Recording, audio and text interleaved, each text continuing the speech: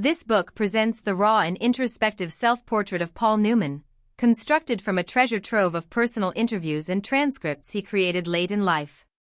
Far from a glamorous Hollywood tell-all, it is a profound psychological exploration of a man grappling with the disconnect between his extraordinary public image and his deeply felt ordinary, often confused, inner self.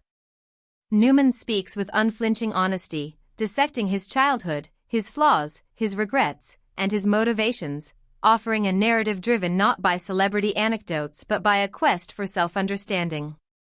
Newman's story begins in a pristine, emotionally sterile home in Shaker Heights, where he describes himself as a decorative object for his mother.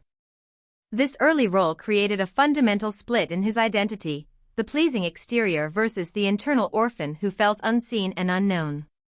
He recounts a tense household dominated by his mother's perfectionism and his father's quiet, bourbon-fueled rebellion, a dynamic that taught him to build emotional walls.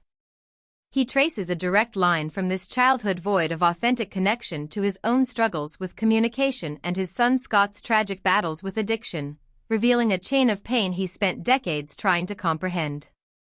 His path was meandering.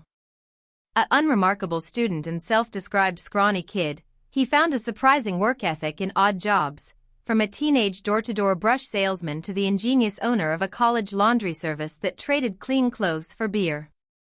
World War II service, by his own account, left him physically taller but emotionally unchanged.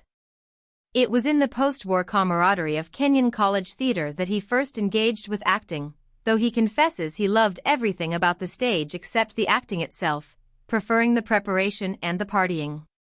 The real thrill, he implies, was in the escape it offered.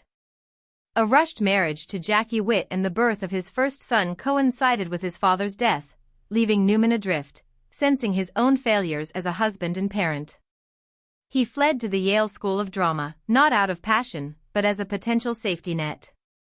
His move to New York and unlikely acceptance into the legendary actor's studio placed him among giants like Brando and Dean, but instead of feeling inspired, he felt like an imposter. He watched in awe as others accessed deep wells of emotion, a skill that felt foreign to him, reinforcing his belief in his own artistic inadequacy.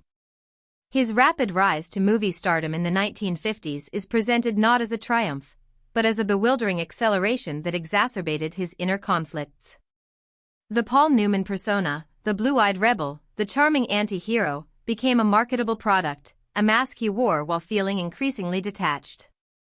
His personal life was in turmoil. His first marriage unraveled as he fell deeply in love with Joanne Woodward, a relationship he credits with saving him, yet one he felt he constantly endangered through his own emotional unavailability and the corrosive pressures of fame.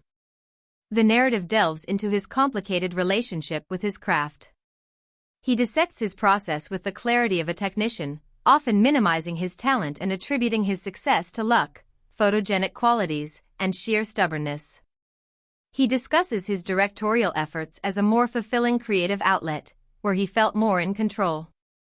The founding of Newman's Own, the food company that channeled all profits to charity, emerges not as a celebrity vanity project, but as a vital, grounding enterprise.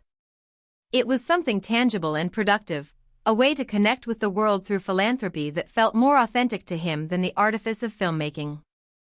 Ultimately, this is the story of a man engaged in a lifelong audit of his own soul. He returns repeatedly to his origins, examining how the decorative boy shaped the distant star, and how the orphan within sought belonging through racing cars, charity work, and his family. The memoir concludes without neat resolution, but with the hard-won insights of age.